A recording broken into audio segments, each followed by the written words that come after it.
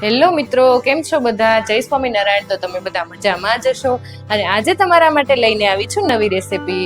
આપણે બનાવવાના છે આજે આલુ પરાઠા. તો આવી જાઓ બધા. તો આપણે મીડિયમ સાઈઝના 4 બટેકા લઈ લીધા છે, તેને બાફીને પહેલેથી જ આપણે રેડી રાખ્યા છે, તમે જોઈ શકો છો.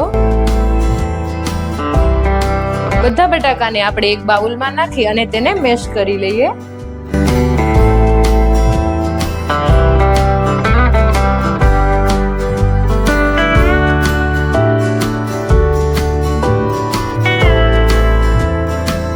તો બટાકા સારી રીતે મેશ થઈ ગયા છે. હવે તેમાં આપણે બધા મસાલા કરી લઈએ. તો બટેકા મેશ થઈ ગયા છે, તેની અંદર આપણે હવે આ મસાલા નાખવાના છે. તો આ છે આમચૂર પાવડર અને આપણે 1 ચપટી જેટલો ગરમ મસાલો લીધો છે. 2 મરચાં લીધા છે લીલા, તેને કાપી લીધા છે અને થોડા ધાણા છે અને 1 લીંબુના ફાડાનો રસ છે. પછી થોડું સ્વાદ પ્રમાણે મીઠું લેવાનું છે. આપણે બાફવામાં થોડુંક મીઠું નાખીએ તો બટેકામાં, એટલે હવે સ્વાદ પ્રમાણે થોડું મીઠું લેવાનું છે.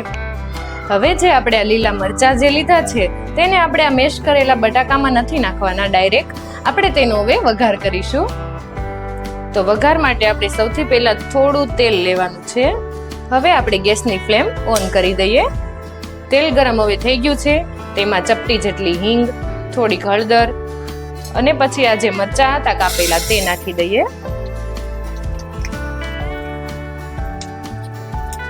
અને તેને સારી રીતે સાંતળી લઈએ. તો આ મરચાં છે એ સંતળાઈ ગયા છે, તેને આપણે હવે આ બટેકા જે મેશ કર્યા છે તેની અંદર આપણે નાખી દઈએ. હવે તેમાં આપણે સ્વાદ પ્રમાણે થોડું મીઠું, ગરમ મસાલો અને આમચૂર પાવડર છે તે આપણે નાખી દઈએ. અડધું ફાડું છે આ લીંબુનો રસ એડ કરી દઈએ. આપણે આમચૂર પાવડર નાખ્યો છે એટલે લીંબુ તેમાં ઓછું જ જોશે. હવે આ લીલા સમારેલા ધાણા એડ કરી દઈએ. જો તમે લસણ કાંદા ખાતા હોય તો તે પણ તમે આમાં નાખી શકો છો. અમે નથી ખાતા એટલા માટે મેં આમાં એડ નથી કર્યા. હવે આપણે જે બધા મસાલામાં એડ કરી દીધા છે તેને સારી રીતે મેશ કરી લઈએ.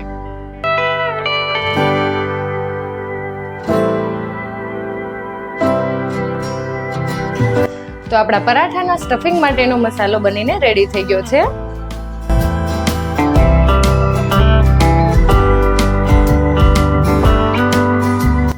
હવે આપણે પરાઠા માટેનો લોટ બાંધી લઈએ.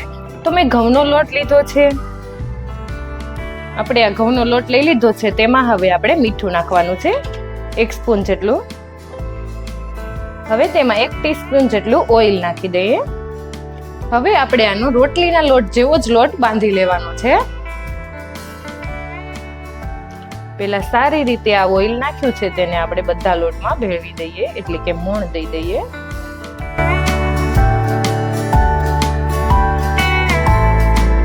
હવે તેમાં થોડું થોડું કરીને પાણી ઉમેરતું જવાનું છે અને રોટલીના લોટ જેવો લોટ બાંધી દેવાનો છે. પણ નહીં, તેવી રીતે લોટ બાંધવાનો છે.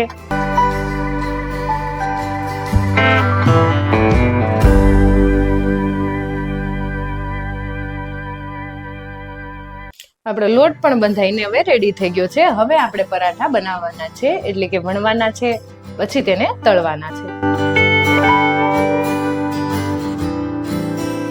જે આપણે બટાકાનો મસાલો હતો તેને આવી રીતે આપણે લુવા કરી લીધા છે.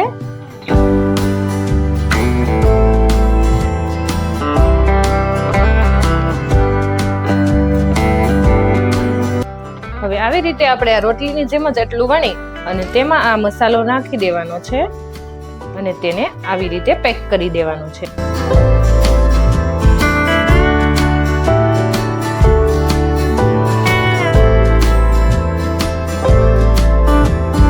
જો એટલે સુધી તો આપણે આવી રીતે હાથેથી જ તેને અંદરનો મસાલો છે તેને ફેલાવી લેવાનો છે. આવી રીતે કરી અને બધી બાજુ મસાલાને ફેલાવી દેવાનો છે. પછી જ વેલણથી તમારે તેને વણવાનું છે. અને સાવ હળવા હાથે આપણે વણી લેવાનું છે. રોટલીની કે ભાખરીની જેમ વધારે ભાર દઈને નથી વણવાનું. તો આપણું પરાઠું વણાઈને તૈયાર થઈ ગયું છે અને હવે તેને આપણે તળવાનું છે. તો હવે આપણે ગેસ પહેલા શરૂ કરી લઈએ. તો આપણે તવો ગરમ થઈ ગયો છે, તેમાં પહેલા થોડું ઘી નાખી દઈએ. તમે તેલનો યુઝ પણ કરી શકો છો.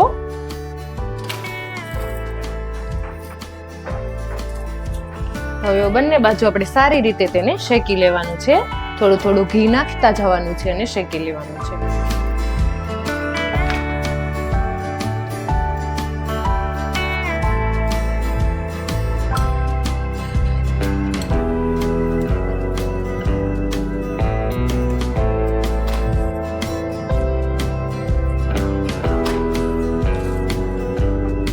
આપણા આલુ પરોઠા હવે બનીને તૈયાર છે, તો તેને એક પ્લેટમાં કાઢી લઈએ. તો પરાઠા બનીને થઈ ગયા છે રેડી. આપણે તેને દહીં સાથે અથવા કેચઅપ સાથે પણ આપણે તેને ખાઈ શકીએ છીએ. અને હા, સાથે એ પણ છે, આપણે ઘીમાં અથવા બટરમાં તમે પરાઠાને બનાવશો તો પણ તેનો ટેસ્ટ ડબલ આવશે ઓઇલ કરતા. એટલે તમારે ઘીમાં પરાઠા બનાવવા વધારે બેટર રહેશે.